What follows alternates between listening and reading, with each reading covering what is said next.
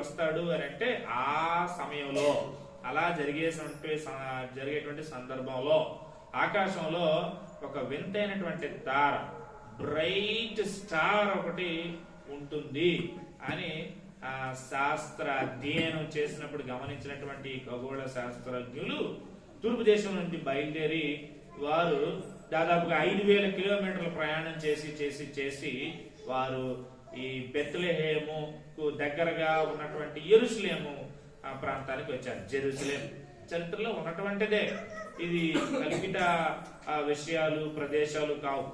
Historically proven ఈ places. ఇప్పటికే ఆ నేమ్స్ ఉన్నాయి, కొంచెం కొన్ని నేమ్స్ మార్చారు మోడర్న్ డేస్ లో. ఈ పోస్ట్ మోడర్న్ డే వచ్చేటప్పటికి కొన్ని ఊర్లు కంట్రీస్ పేర్లు కొంచెం మారాయి, కానీ అవే యెరూషలేం ఇప్పటికీ ఉంది కదా. కాబట్టి ఆ యెరూషలేం దగ్గరికి వచ్చారు. అక్కడ దాకా అక్కడ స్టార్ బ్రైట్నెస్ ని బట్టి వే కనుక్కొని వచ్చారు. వచ్చిన తర్వాత వాళ్ళు మరలా ఆ యొక్క స్టార్ కనబడలేదు వాళ్ళకి. అక్కడికి వచ్చేసరికి మరి చాలా చీకటి ఏర్పడిందేమో. ఆ చీకటి ఏర్పడినటువంటి కారణం చేత మరి వెన్నెల అయిన కారణం చేత వెన్నెల వెలుగులో కనుగొనలేకపోయారేమో అనేది ఒక చరిత్ర అధ్యయనం. సరే, మొత్తానికి తర్వాత కనుక్కొని వారు కొంతమంది శాస్త్రులు, కొంతమంది అధ్యయనం చేసేటువంటి వారు ఏమేమి చదువుకున్నారు అని అంటే బైబిల్లో మేకా గ్రంథం తెరిచారు. ఇదిగో మేమేమో తూర్పు దేశం నుండి బయలుదేరి వచ్చాము, స్టార్ ఒకటి దేవుడి భూమి మీదకి మానవుడిగా జన్మించినటువంటి తరుణంలో ఆ సందర్భంలో ఆకాశంలో ప్రకాశిస్తుంది.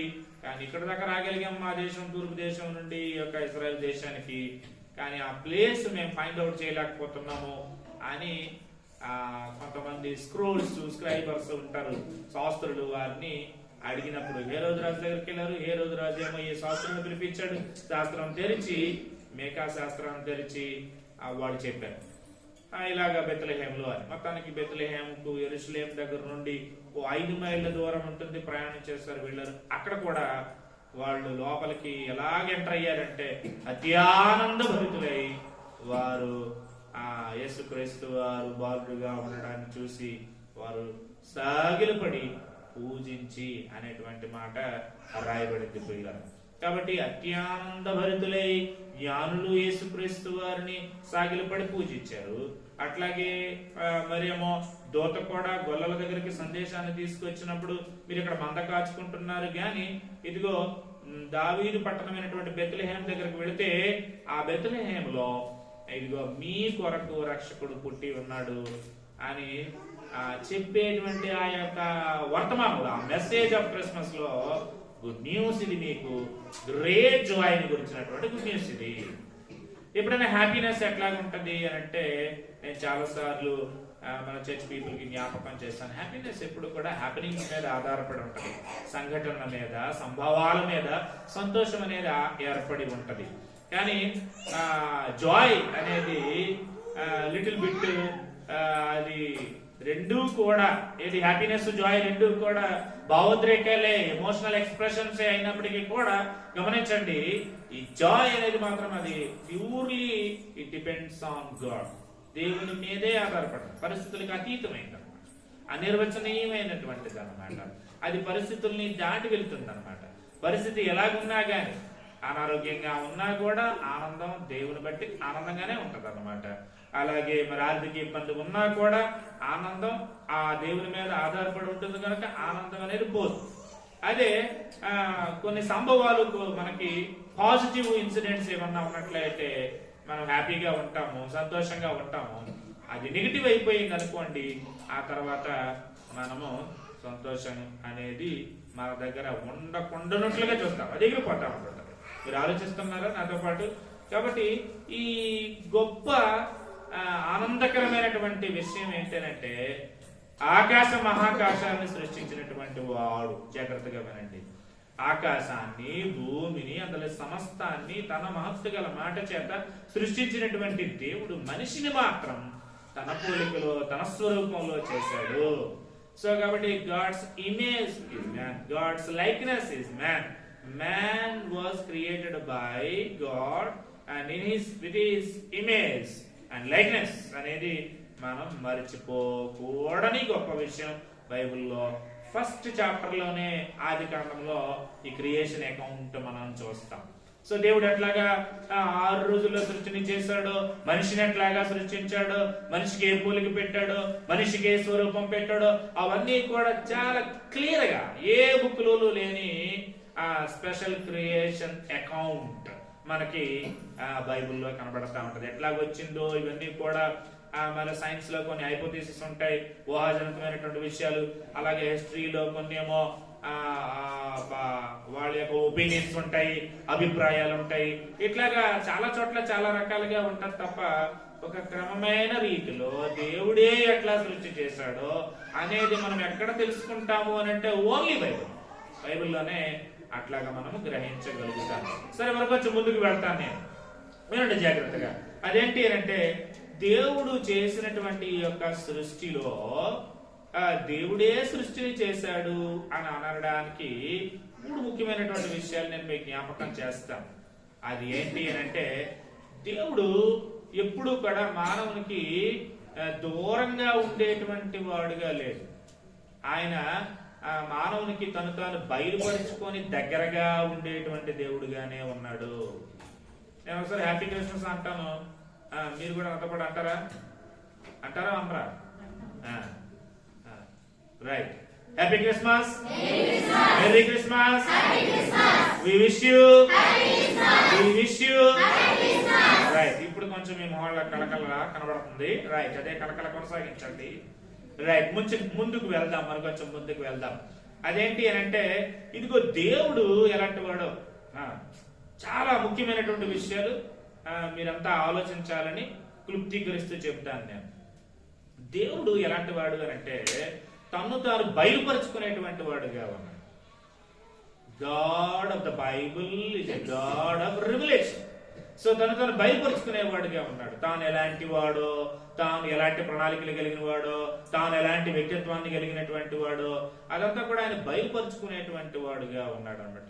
రివీల్ చేసేవాడుగా ఉన్నాడు. అది సీక్రెట్ ఏమీ కాదు, అది ఆయనే బయలుపరిచే విషయం. ఎప్పుడు సీక్రెట్ అని అంటే మన స్వయం కృషితో, మన ప్రయత్నంతో మనము సాధించలేనిది, చూడలేనిది, మనం మన భౌతిక నేత్రాలతో దేవుని చూడలేము. With our naked eye we can't see God. ఎందుకు అని అంటే దేవుడు నెంబర్ 1 ఆయన అదృశ్యుడు.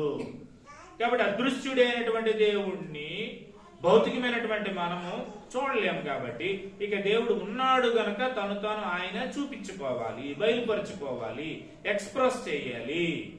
అర్థమవుతుందండి? కాబట్టి దేవుడు తను రివీల్ చేసుకున్నాడు. ఎట్లాగా అని అంటే ఇక్కడే మనము చక్కగా అర్థం చేసుకోవచ్చు. త్రూ క్రియేషన్ దేవుడు తను బయలుపరుచుకున్నాడు అన్నమాట. నేను బైబిల్లో ఒక మాట చదువుతాను చక్కగా. రోమీయులకు రాసినటువంటి పత్రిక, ఇది కూడా నేను చదువుతూ ఉన్నాను, 20వ వచనం మొదటి అధ్యాయం. ఆయన అదృశ్య లక్షణములు అనగా ఆయన నిత్య శక్తియు దేవత్వమును జగదుత్పత్తి మొదలుకొని సృష్టింపబడిన వస్తువులను ఆలోచించడం వలన తేటపడుచున్నవి గనుక వారు నిరంతరులై ఉన్నారు. మనుషులు దేవుడు లేడు అని అన్నారనుకోండి, నిజానికి ఇంటెలెక్చువల్ గా దేవుడు లేడు అని అనడానికి వీలు లేదు. ఇంట్రెస్ట్ ని బట్టి దేవుడు లేడు అని అంటమే తప్ప ఇంటిగ్రిటీ ఉందనుకోండి, యథార్థత ఉందనుకోండి, దేవుడు లేడు అని అనడానికి వీలు లేదనమాట. ఇంట్రెస్ట్ లేక దేవుడు లేడు అని అనడమో, కష్టంలో దేవుడు లేడు అని అనడమో జరుగుతుంది సాధారణంగా మనుషుల దగ్గర. బైబిల్ ఏం చెప్తుందంటే మనుషులు వారు నిరంతరులు అని అంటే ఉత్తరం చెప్పలేరు, సరి అయిన రీజన్ చెప్పలేరు, దేవుడు లేడు అనడానికి ఆ రీజన్ ని చూపించలేరు. అర్థమవుతుందండి? కాబట్టి గమనించవలసిన విషయం ఏంటంటే ఆలోచిస్తే గనక దేవుడు అదృశ్యుడు. ఈయన అదృశ్యమైనటువంటి లక్షణాలు సృష్టిలో చాలా తేటగా కనబడుతూ ఉన్నాయి. నిత్య శక్తి కనబడుతుంది, అంటే గాడ్స్ పవర్ కనబడతా ఉంది సృష్టిలో. అలాగే గాడ్స్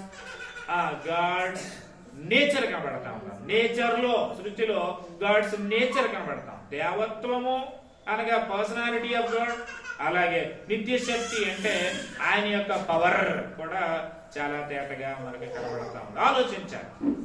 ఆలోచిస్తేనే దేవుని అదృశ్య లక్షణాలు అర్థమవుతాయి అన్నమాట. ఆయన ఎలాంటి వ్యక్తిత్వం కలిగిన వాడో, ఆయన ఎలాంటి లక్షణాలు కలిగినటువంటి వాడో సృష్టింపబడిన వస్తువులన్నింటినీ కూడా ఆలోచిస్తే అర్థమవుతుంది. ఆలోచించలేదు అనుకోండి అర్థం అవ్వదు. ఒక మనిషిని మాత్రమే, ఇందాక చెప్పాను కదా, మనిషి ఎమోషనల్ బీయింగ్, అదే సమయంలో మనిషి మాత్రమే thinking being. Man can think. ఇంకేవి ఆలోచించవు ఏ జీవులు కూడా.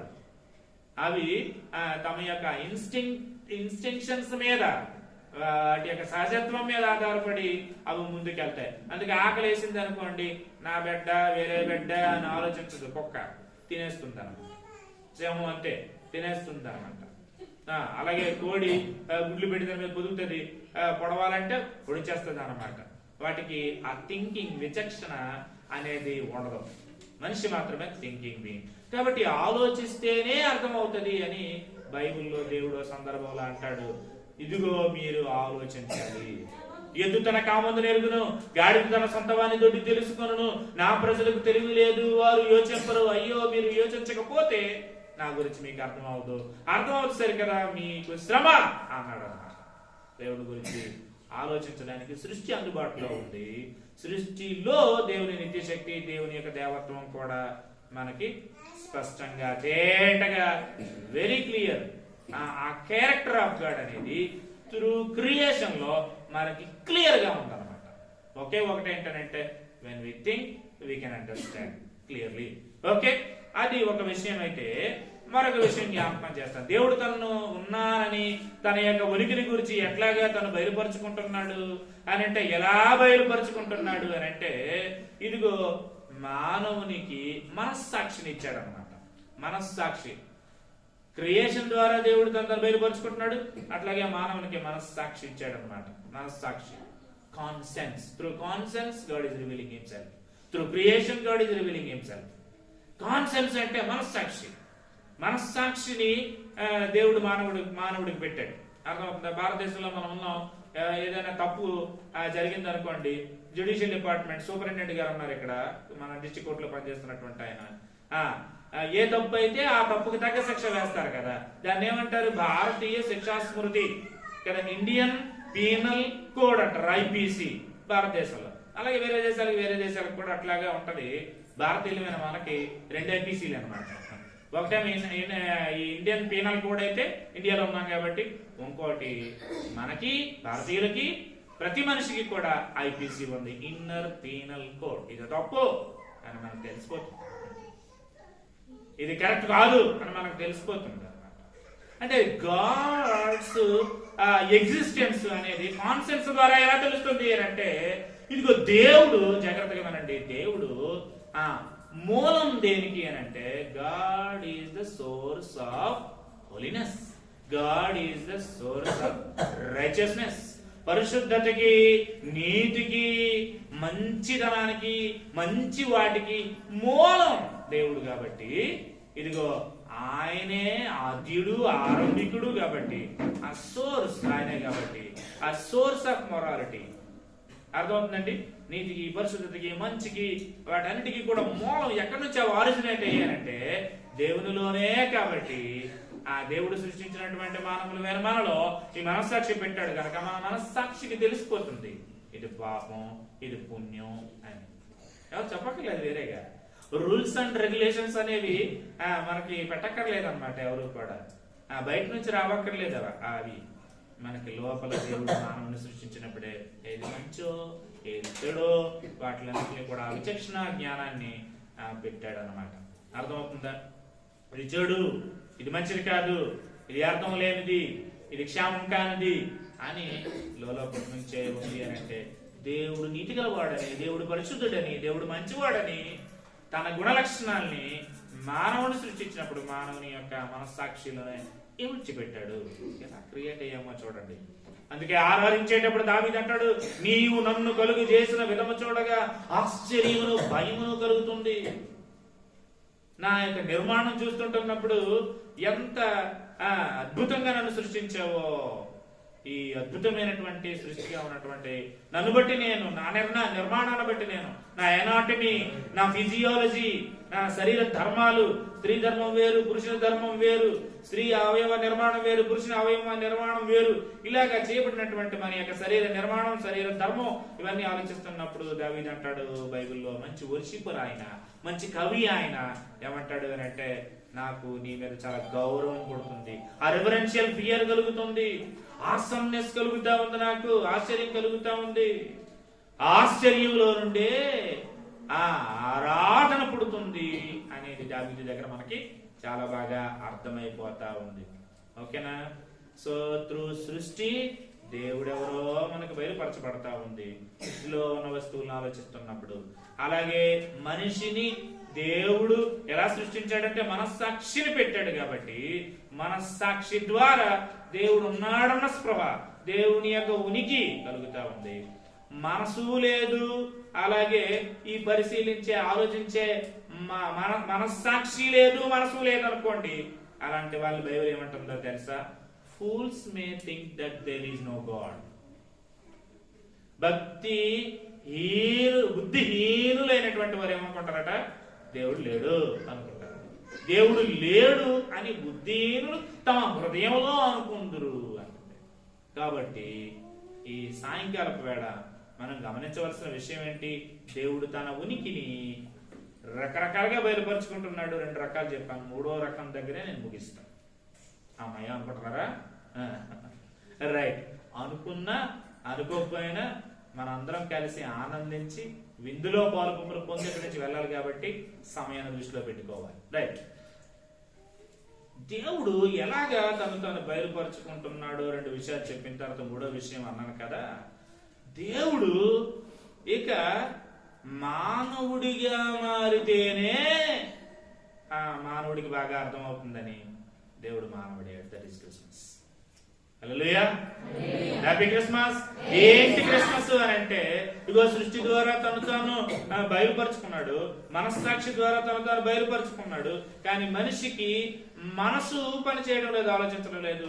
మనస్సాక్షిని కూడా ఏం చేస్తున్నాడంటే, మనస్సాక్షి తప్పు అని అంటున్నా కూడా, పూర్వం ఈ ఖైదీల్ని, తప్పు చేసినటువంటి వారిని, దొరికిపోయిన దొంగల్ని వారు తప్పు చేశారో లేదో తెలుసుకోవడానికి వారి యొక్క హార్ట్ బీట్ ని బట్టి ఈ లైట్ డిటెక్టర్స్ ఉండేవి. అక్కడ కూడా మేనేజ్ చేస్తున్నారని చెప్పేసి ఆ లైట్ డిటెక్టర్స్ ఇప్పుడు లేవు, చాలా వరకు లేవు అవి నాకు తెలిసి. అయితే ఏమవుతుంది? మనసు పెట్టి దేవుడి గురించి ఆలోచించరు, అన్ని ఆలోచిస్తారు మనుషులు, కానీ ఇదిగో దేవుడి గురించి ఆలోచించడం లేదు. అలాగే మనస్సాక్షిని కూడా ఉపయోగించడం లేదు, మనసు పెట్టి ఆలోచించడం లేదు దేవుడి గురించి, మనస్సాక్షిని కూడా ఉపయోగించుకొని తప్పొప్పుల విచక్షణతో ఈ భూమి మీద జీవించడం లేదు. తప్పు అని అంటున్నా కూడా ఇదే రామపత్రికలో 2వ అధ్యాయంలో 15వ వచనంలో ఉంది. మనస్సాక్షి సాక్ష్యం ఇస్తుందట, మనస్సాక్షి సాక్ష్యం ఇస్తుందట. ఏమనంట? తలంపులతో ఒకదాని మీద ఒకటి తప్పు మోపుచు లేక తప్పు లేదని చెప్తున్నా కూడా దాన్ని అడ్డగించేటువంటి మనస్తత్వం ఉంటుందన్నమాట. మనుషుల దగ్గర మరో 3 ప్రాబ్లమ్స్ ఉన్నాయి. ఏంటా ప్రాబ్లమ్స్ అని అంటే, ఇదిగో చెప్పాను కదా, ఒకటేమో ఆలోచించరు, ఇంకోటేమో మనస్సాక్షిని ఉపయోగించరు. అలాగా ఆలోచించకపోవడానికి, మనస్సాక్షిని ఉపయోగించకపోవడానికి ఏమడ్డొస్తుంది అని అంటే, ఇదిగో దేవుని నమ్మాలనిపించకపోవడం అన్నమాట. ఉన్నాడన్న ఆధారాలు ఎన్ని కనబడుతున్నా, సాక్షి ఆధారాలు, ఇక ఆ ధ్యాస లేకపోవడం, ఆ ఇష్టం లేకపోవడం వల్ల ఇక దేవునికి ఏమొస్తుందంట? తన యొక్క ఉనికిని గురించి, తన వ్యక్తిత్వాన్ని గురించి, తన యొక్క ప్రణాళికను గురించి తాను బయలుపరుచుకుంటున్నా కూడా దేవుని యందు విశ్వాసం నిలపకపోవడం అనేది నెంబర్ 1 ప్రాబ్లం. హ్యూమన్ అన్బిలీవ్, అది మేజర్ ప్రాబ్లం ఆఫ్ మ్యాన్కైండ్. అర్థమవుతుందండి? అవిశ్వాసం అన్నమాట. దేవుని నమ్మకపోవడం, దేవుని మీద విశ్వాసం నిలపకపోవడం, దేవుని మీద ఆధారపడకపోవడం, ఆ హ్యూమన్ అన్బిలీఫ్ అనేది పెద్ద ప్రాబ్లం. అలాగే మనుషులు ఎలాగ జీవిస్తున్నారంటే, వాళ్ళు భక్తిహీనతతో ఉంటున్నారు. Ungodliness, human ungodliness. Human ungodliness అని అంటే భక్తి చేయాలని అనిపించకపోవడం అన్నమాట.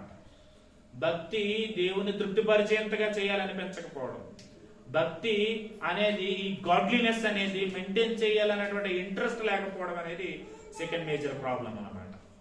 ఒకటేమో హ్యూమన్ అన్బిలీఫ్, ఇంకోటేమో హ్యూమన్ అన్గాడ్లీనెస్. హ్యూమన్ అన్గాడ్లీనెస్ అంటే పూర్తిగా అగైనెస్ట్ గాడ్.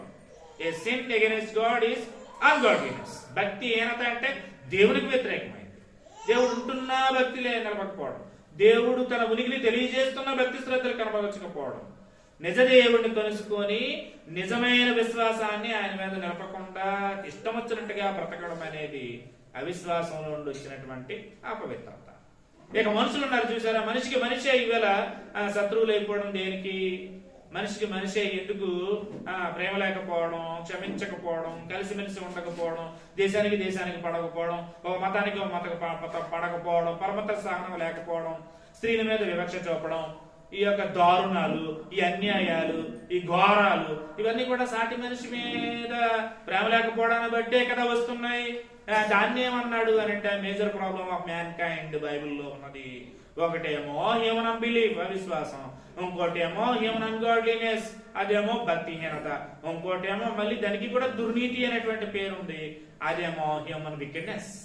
ఈ హ్యూమన్ వికెడ్నెస్ అని అంటే మనుషులకి వ్యతిరేకంగా, మనిషికి మనిషే శత్రువు అయిపోవడం, మనిషికి వ్యతిరేకంగా పాపం చేయడం అంటే sin against man is human wickedness. Sin against God is human ungodliness. Overall గా దేవుని మీద విశ్వాసం నిలపకపోవడం అనేది పెద్ద ప్రాబ్లం. ఇప్పుడు జాగ్రత్తగా వినండి. ఈ ప్రాబ్లమ్స్ అన్ని చూశాడు దేవుడు. తన పోలిక, తన స్వరూపం మనిషికి పెట్టి మనిషి మీద చాలా ప్రేమ కలిగినటువంటి ఈ యొక్క ఆత్మస్వరూపుడైన దేవుడు బైబిల్ చెప్తుంది ప్రేమస్వరూపిగా ఉన్నాడు. కాబట్టి ఇదిగో మనుషుని యొక్క ఈ పాపం కింద ఉన్నటువంటి విషయాలు అన్నమాట. అవిశ్వాసం, అలాగే ఇదిగో భక్తిహీనత, అలాగే ఇదిగో మరేమో దుర్నీతి, ఇవన్నీ కూడా ఉన్న కారణం చేత వీళ్ళని ప్రేమించి వీరికి పరిహారం చెయ్యాలి. కాబట్టి ఇదిగో ఏం చెయ్యాలి సొల్యూషను? దేవుడు గొప్పవాడు కాబట్టి ఆయన ఒకే ఒకసారి సొల్యూషన్ చేశాడు. ఎంతకీ ప్రాబ్లమ్ ఆఫ్ మ్యాన్ కైండ్ ఏంటి గమనించండి. మానవుని యొక్క ప్రాబ్లం పాపం. అంటే ఒక మాటలో చెప్పాలంటే బైబిల్ వెరీ క్లియర్లీ ఏం చెప్తుందంటే sin is the problem of man kind. పాపం మానవుని యొక్క సమస్య కనుక ఇక దేవుడు దానికి పరిష్కారం చెయ్యాలంటే సర్వశక్తిమంతుడు ఒకేసారి పరిష్కారం చెయ్యాలి. 4 దెబ్బలేసి ఒకటి నేను చెప్పాననుకోండి నన్ను బలవంతుడు అంటారు, మీరు ఒక గుద్దుతో చెప్పారనుకోండి బలవంతుడు అంటారు అనమాట. అలాగే దేవుడు ఎదుటి ఒక సమస్య ఉండేది పాపం, దాన్ని పరిష్కరించాలంటే ఆయన ఒకేసారి పరిష్కారం చెయ్యాలి. మానవుని సమస్య పాపం. సైన్స్ అనుకోండి, గాడ్ బికేమ్ సైంటిస్ట్. ఎకనామిక్స్ అనుకోండి, గాడ్ బికేమ్ ఎకనామిస్ట్. ఒకవేళ టెక్నాలజీ అనుకోండి, ప్రాబ్లమ్ ఆఫ్ మ్యాన్ కైండ్ మనిషి యొక్క సమస్య అనుకోండి, గాడ్ బికేమ్ టెక్నాలజిస్ట్. మనిషి యొక్క సమస్య ఇదిగో సైన్స్ అయితే ఆయన సైంటిస్ట్ అయ్యి ఉండేవాడు. ఇదిగో మనిషి యొక్క సమస్య అది ఒక ధనం అయితే ఆయనేమో ఒక బ్యాంకర్ అయ్యి ఉండేవాడు, లేదా ఒక ఎకనామిస్ట్ అయ్యి ఉండేవాడు. మనిషి యొక్క సమస్య అది రోగం అనుకోండి, డాక్టర్ గారు ఇక్కడ ఉన్నారు, స్టాఫ్ మెడికల్ స్టాఫ్ మన చర్చిలో కూడా ఉన్నారు. మానవుని యొక్క సమస్య రోగం అనుకోండి, గాడ్ బికమ్ డాక్టర్. దేవుడు డాక్టర్ గా వచ్చి సమస్య పరిష్కరించే ఉండేవాడు. దేవుడు ఎకనామికల్ ప్రాబ్లం అయితే మనిషి యొక్క సమస్య అదే మేజర్ ప్రాబ్లం అయితే ఆయన ఎకనామిస్ట్ గా వచ్చి ఉండేవాడు. టెక్నాలజీ అయితే ఆయన టెక్నాలజిస్ట్ గా వచ్చి ఉండేవాడు. అది కాదు problem of man kind, sin. కాబట్టి సిన్ ప్రాబ్లం కాబట్టి మనిషికి గాడ్ బికేమ్ సేవియర్. హల్లెలూయా, హల్లెలూయా. అంటే ఏంటి? థ్యాంక్ యూ లార్డ్ అనే కదా అర్థం. మరి అది చెప్పడానికి ఏమి? ప్రైజ్ ది లార్డ్ అంటే ఏంటి? Thank you lord. Thank you lord అంటే ఏంటి? మనం బైబిల్ పరిభాష వాడుతున్నాం కాబట్టి, మూల భాష హెబ్రీ భాష కాబట్టి హల్లెలూయా అంటున్నాం అంతే కదా. కాబట్టి స్పృహలో ఉండి మనసారా దేవునికి కృతజ్ఞతలు చెల్లిద్దాం. మన ప్రాబ్లం ఏంటి అని అంటే ఆర్థికం కాదు, అనారోగ్యం కాదు, లేకపోతే విజ్ఞానం కాదు. మన ప్రాబ్లం ఏంటంటే పాపం. దేవుని మీద విశ్వాసం నిలపాలని లేదు, మనిషిని ప్రేమించాలని లేదు, అలాగే మనకి ఇష్టం వచ్చినట్టుగా బ్రతకాలం ఉంది. స్వేచ్ఛలో కూడా దైవిక సూత్రాలు పాటించకపోతే విచ్చలవిడితనం వస్తుంది అనమాట. భారతదేశానికి స్వాతంత్రం వచ్చిందా? ఈ స్వాతంత్రాన్ని సద్వినియోగం చేసుకోకపోవడం వల్ల ఏమవుతుంది? అర్ధరాత్రి ఆడది అమావాస్య అయినా గాని నడు రోడ్డు మీద నడుచుకొని వెళ్ళిపోతేనే స్వాతంత్రం భారతదేశానికి వచ్చినట్టు అని ఆనాడే బ్రిటిష్ వారి కబంధాస్తాల్లో నుండి మన భారతదేశాన్ని స్వతంత్ర దేశంగా మార్చినాడే అన్నాడు. ఇది స్వాతంత్రం అనుకుంటున్నాం మనం. పొలిటికల్ ఫ్రీడమ్ మనకు వచ్చింది కానీ మోరల్ ఫ్రీడమ్ మనకు రాలేదు. నైతికత మానవతలో పతనం అయిపోయింది. పాపం మానవుడి దగ్గర ఉంది గనక ఇగో పాపాన్ని బట్టి ఇగో స్త్రీని స్త్రీగా చూచి గౌరవించలేకపోవడం, పాడు చేయాలన్న దుర్బుద్ధి రావడం అనేది వస్తుంది. ఆడదానికి స్వేచ్ఛ ఎప్పుడు అని అంటే, నిజమైన స్వేచ్ఛ ఏది అని అంటే ఇదిగో నీతిగా మంచిగా పరస్థితిని చూడగలిగేటువంటి వాడు. దొంగతనాలు ఆగిపోతే అది నిజమైనటువంటి స్వాతంత్రం భారతదేశానికి. ఇలాగ రకరకాలుగా మనం మాట్లాడుకోవచ్చు. అయితే నేను ముగింపులోకి వెళ్తున్నాను. God became saviour. రక్షకుడిగా వచ్చాడు ఆయన. నీది పాపం అనే సమస్య నీకు తెలుస్తున్నట్లయితే, దాన్ని యథార్థంగా ఒప్పుకోగలిగితే పాపానికి పరిహారం చేయడానికి ఆ పరమాత్ముడు మానవుడిగా భూమి మీదకి వచ్చాడు. మానవునిగా భూమి మీదకి వచ్చి ఆయన ప్రేమించి పాపానికి పరిహారం చేయడానికి ఆయనేమో సిలువలో ఆయన రక్తం కార్చాడు. ఆయన ప్రేమించి మనుషులందరి కొరకు ప్రాణం పెట్టాడు. ప్రాణం పెడితేనే, రక్తం కార్చితేనే దేవుడు కాబట్టి, ఆత్మస్వరూపుడు కాబట్టి, ప్రేమస్వరూపుడైన కారణం చేత ఆత్మస్వరూపుడైన వాడు, ప్రేమస్వరూపి అయినటువంటి వాడు మరి మనిషి యొక్క సమస్య పరిష్కరించాలంటే మనిషి కోసం మనిషి అవ్వాలి, ఐడెంటిఫై అవ్వాలి. లేకపోతే దేవుడు ఎక్కడో ఉంటే మనం ఇలాగే అనుకుంటాం, ఎక్కడో దేవుడు ఉన్నాడు, నువ్వేమో ఎక్కడి మా తల రాస్తున్నావు, తమాషా చూస్తున్నావు అని అందరం అంటాం. మరి పాట పాడినోడితోటి నువ్వు అసలు నీకు మనసు ఎక్కడ ఉంది, మనసు లేని దేవుడు మనిషికి ఎందుకో మనసు ఇచ్చాడు అని అనుకుంటాం మనం పొరపాటున. మనసు లేనివాడు మనసు ఎవడు మనకి? మనసు పెట్టి మనం ఆలోచించడం లేదు, తీరేమో నీకు మనసు లేదంటున్నాం. మనసు వికలమైన నాడు మాత్రం దేవుడా నువ్వు మా కన్నులకు నీళ్ళిచ్చావు అని అంటాం. వాడితో పాటు మనం పాడతాం ఆ కవితో పాటు. మనసు లేని దేవుడు మనిషికి ఎందుకో మనసు ఇచ్చాడట. మనసు వికలమైన నాడు ఆ కనులకెందుకో నీరిచ్చావు అని దేవుడు నా ప్రార్థన చేసుకుంటాం. కానీ బైబిల్ దేవుడు అలాంటి దేవుడు. మనసున్న మంచి దేవా నీ మనసు నాకు ఇచ్చావా, మనసు మలినమైన నాకై మనిషిగా దిగి వచ్చావా, నా మదిని కోవెలగా మలచుకోవయ్యా, నా హృదిని రారాజుగా. అదే క్రిస్మస్ అంటే. మనసు లేనివాడు కాదు దేవుడు అని మరో క్రైస్తవ కవి అరే మనసు లేడని అనుకోవడానికి మనసు ఎలాగిస్తాడు? ఆయన లేనిది ఎలాగిస్తాడు? మనసు వికలమైపోయినాడు, కళ్ళకి నీళ్లు ఎలాగిస్తాడు? ఆయన కూడా కళ్ళల్లో నీళ్లు దించిన వాడు యేసుక్రీస్తు వారి భూమి మీద ఉన్నప్పుడు ఏడవలేదా? లాజరు చనిపోతే కంటతడి పెట్టాడు. యెరూషలేము పట్టణాన్ని చూసి దేవుడు తెలుసుకోవడం లేదు, మనసు పెట్టడం లేదు, ఆలోచించడం లేదు, సాటి మనిషిని ప్రేమించడం లేదు, అయ్యో అని చెప్పి వాళ్ళ గురించి యేసుక్రీస్తు వారు ఏడవలేదా? బైబిల్లో నచ్చినటువంటి 66 పుస్తకాలు కలిగిన ఈ బైబిల్లో కొన్ని మాటలు అలా కట్టి పడేస్తాయి. జీసస్ వెప్ట్ అనేటువంటి మాట ఒకే వరుసలో ఉంటది అన్నమాట. Jesus wept. మ్యాన్ కైండ్ ని చూసేటప్పుడు, ఆ డెత్ ని చూసేటప్పుడు, డిసీజ్ ని చూసేటప్పుడు, ఇగో ఈ డిజాస్టర్స్ ని, ప్రకృతి వైపరీత్యాల్ని, మనుషుల యొక్క రోగాల్ని, కష్టాల్ని, నష్టాల్ని చూసేటప్పుడు ఆ దేవుడికి కూడా ఎమోషన్స్ ఉన్నాయి కాబట్టి ఆయన చలించిపోగలడు, చలించిపోయాడు, కదిలిపోయాడు. అందుకనే కనిపించని దేవుడే దిగి వచ్చాడు, కరుణామయ రూపుడై మనకి కనిపించాడు. ఆ కఠినులైన యూదుల చేత ఆయన ఎన్ని దెబ్బలు, కొరడ దెబ్బలు, ఒకటి దెబ్బ 39 దెబ్బలు తిన్నాడు. తలకి ముండ్ల కిరీటం పెట్టబడింది, ప్రక్కలో బల్లెపోటు, ఈడ్చి ఆయన యెరూషలేము నగర వీధుల్లో ఆ కల్వరీ అనేటువంటి కొండ మీద ఆయన సిలువ వేశారు అని అంటే ది మర్డర్ ఆఫ్ జీసస్ అని. నేను యేసుక్రీస్తు వారిని ఎవరన్నా చంపారా? యేసుక్రీస్తు వారు చచ్చిపోయాడా? ప్రాణం పెట్టాడా? ప్రాణాలు తీశారా?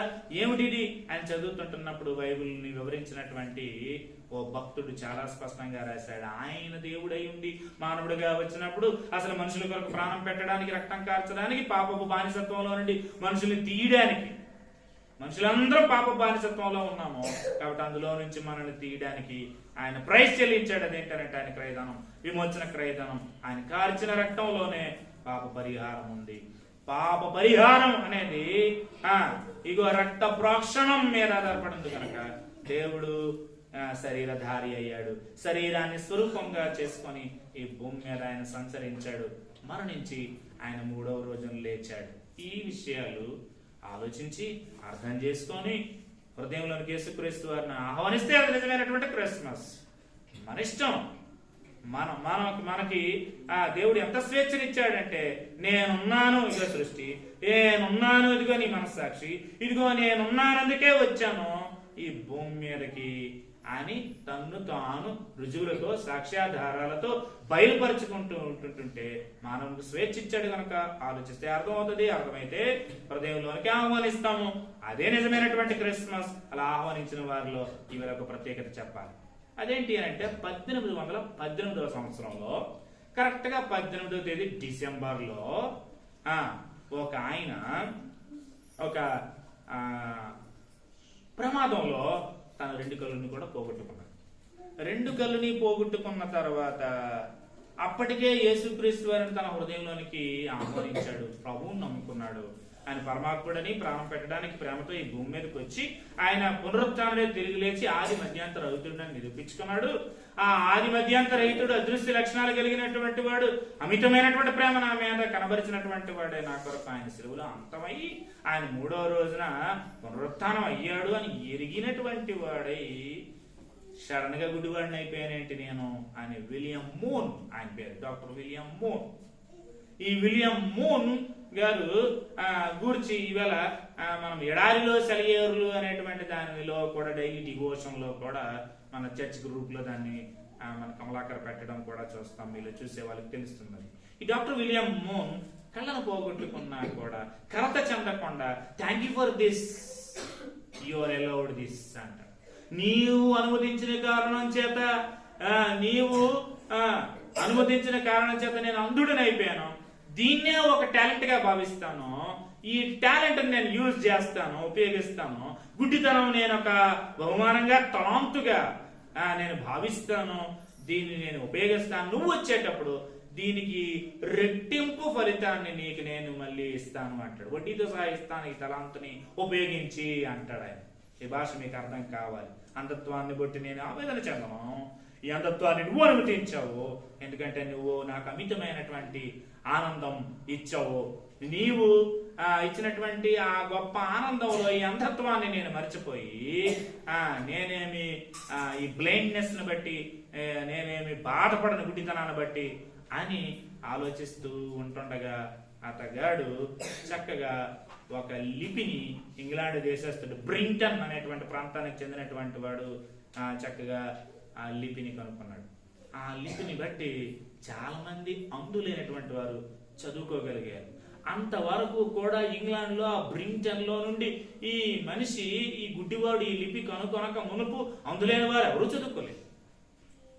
ఆ 18వ శతాబ్దం సమయంలో ఆ దేశంలో ఇదిగో చాలా మంది మరి చక్కగా ఇది రోజు కూడా ఇంటర్నెట్ లో చూస్తే కనిపిస్తుంది. వివరాలు చాలా సవివరంగా చాలా మంది చదువుకున్నారు.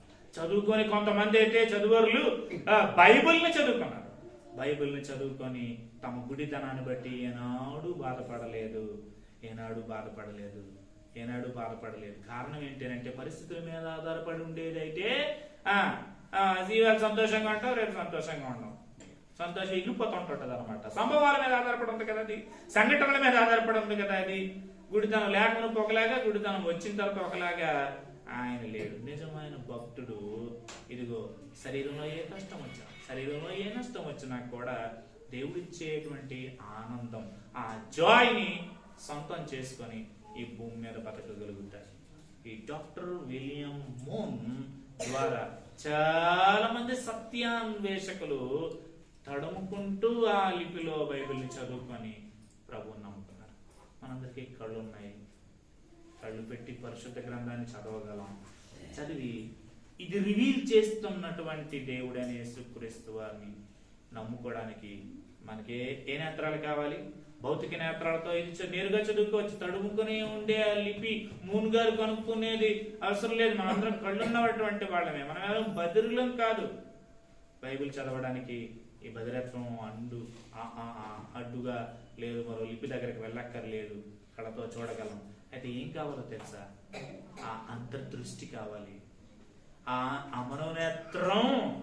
పౌలు అంటాడు ఎఫెసీయులతో, మన మనోనేత్రం వెలిగించబడింది కనుక ఇదిగో వెలుగైన యేసుక్రీస్తు వారు పాపాంధకారాన్ని పోగొట్టడానికి భూమి మీద ఉదయించారు అని చెప్పి మనోనేత్రాలను ఉపయోగిద్దామా? ఆలోచిస్తే అర్థమవుతుంది. అర్థమైతే ఆరాధిస్తే గొప్ప ఆనందం ఉంటుంది. ఆనందం మనందరూ సొంతమగును గాక, మన స్నేహితులు సొంతమగును గాక. మన భారతీయులు పాపాంధకారంలో నుండి ఆ పరమాత్ముడైన యేసుక్రీస్తు వారిని నేరుగా చూచి సంతోషభరితులగుదురు గాక. ప్రార్థన చేద్దాం. మన దేశం కోసం, దేశ పెద్దల కోసం, మన వైద్య బృందం కోసం, అందరి కోసం తరగతి చిన్న ప్రార్థన చేసుకొని ఆ తర్వాత నేరుగా క్యాండిడేట్ సర్వీస్ చేసేసి ఆ తర్వాత ఆ పిల్లలు ఇక్కడ కొరియోగ్రఫీ ఇలాగ వేస్తూ ఉంటుండగా మనందరికి ఇక్కడికే భోజనాలు సిద్ధపరచబడతాయి. వాటిని మనం తీసుకుంటాం. కళ్ళు మూసుకోనండి, కళ్ళు వంచండి. కళ్ళు మూసుకోవడం దేనికి అని అంటే ఇదిగో ఏకాగ్రత కోసం. తలలు వంచడం దేనికోసం అని అంటే ఇదిగో అది దేవుణ్ణి ఆ రోజు జ్ఞానుడు అత్యానంద భరితులే తూర్పు దేశం నుండి యోధా దేశం దగ్గర ఉన్నటువంటి యెరూషలేము దగ్గరకు వచ్చి అక్కడి నుంచి బెత్లెహేముకి వెళ్ళి వారు బహుమానాలు ఇచ్చి అత్యానంద భరితులే యేసుక్రీస్తు వారిని వారు సాగిలపడి పూజించారే. అలా పూజించడానికి తలలు వంచడం, దేవుని గుర్తిస్తున్నట్టు తలలు వంచడం వల్ల, కళ్ళు మూసుకోవడం వల్ల దేవుని మీద ధ్యాస నిలపడం. అంటే ఈ రెండింటికి మంత్రం తంత్రం ఇందులో ఏం లేదు. కళ్ళు మూసుకుంటే దేవుని మీద ధ్యాస, తలలు వంచితే ఆ దేవుని ముందు మనం మనుషులమి అని తగ్గి ఉండడం, ఆయన గౌరవిస్తున్నామనడానికి సూచన తలలు వంచడం. ప్రార్థన చేస్తాను దేవుని సేవకునిగా. ప్రేమగల తండ్రి, పరిశుద్ధుడైన ప్రభువా, ఈ సాయంకాలం వేళ ఎంతో చక్కటి సాయంకాలంగా మాకు ఇచ్చారు మీరు.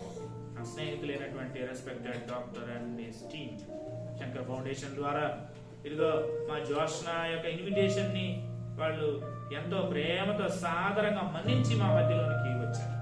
అట్లాగే మరి ఇంకా వారితో పాటు వచ్చినటువంటి స్నేహితులు బట్టి మేము స్తుతిస్తూ ఉన్నాం ప్రభు. నువ్వు అందరికి దేవుడివి, అందరినీ ప్రేమిస్తున్నావు. నీ ప్రేమ గొప్పది. ఆత్మస్వరూపుడు అయినా గాని ప్రేమస్వరూపుడువై ఉన్న ఒకే ఒక కారణం చేత నువ్వు స్పిరిట్ అయినా కూడా నీకు లవ్ ఉంది కనుక ఆ లవ్ ను బట్టి నువ్వు మ్యాన్ అన్న సంగతిని బట్టి మేము సిద్ధిస్తూ ఉన్నావు. మనిషిగా వచ్చి నాయనా ప్రభా మా జన్మకర్మ పాపాలను పోగొట్టడం కొరకు నాయనా ప్రభా నీ మీద మేము విశ్వాసం నిలపని ఆ హ్యూమన్ అన్బిలీఫ్ ను బట్టి నీకు కోపం వచ్చింది కనుక ఇదిగో ఇక మనుషులు అలాగ పాపంలో కూరుకుపోతుంటుంటే చూచి ఇక సాటి మనిషికి కీడు తలపెట్టేటువంటి మనస్తత్వం పెరిగిపోతున్న దాన్ని బట్టి చూచి మనుషుల పాపం అంతా పోగొట్టడం కొరకు భూమి మీదకి నువ్వు వచ్చి చేసిన పరిహారాన్ని బట్టే సంతోషం. పాపం మోపకపోతే ఆయన ప్రశాంతత లేదు, పరలోకం రాదు, మోక్షానందం మాకు కలగదు మా మరణమైన తర్వాత. నీవిచ్చినటువంటి గొప్ప మధురమైన ప్రేమతో శిలువ దగ్గర చేసిన త్యాగం, పాప పరిహారం, ఆ తదుపరి మృత్యం చేయుడుపై నీవు దేవుడు అని మరింతగా మా కళ్ళకు కట్టినట్టుగా స్పష్టపరిచి నీవు మాకు మనశ్శాంతిని ఇవ్వాలని, మోక్షాన్ని ఇవ్వాలని. భూమి మీద ఉన్నప్పుడు మనశ్శాంతి, భూమి మీద మా జీవితాలు అయిపోయాక మరణానంతరం కూడా ఇంకా జీవితం అనేది ఉంది కనుక ఆ మరణానంతర జీవితం, మోక్ష జీవితం ఇవ్వాలని ప్రతి మనిషిని ప్రేమించి ఈ సత్య సువార్త, సత్యం, క్రిస్మస్ సారాంశం ఆయన ప్రభు మా ప్రియులకు నువ్వు ఈ విధంగా వినిపిస్తున్నావని వారు ఆలోచించడానికి సహాయం చేయండి. మనిషిని ఆలోచన పరుడుగా మీరు చేశారు.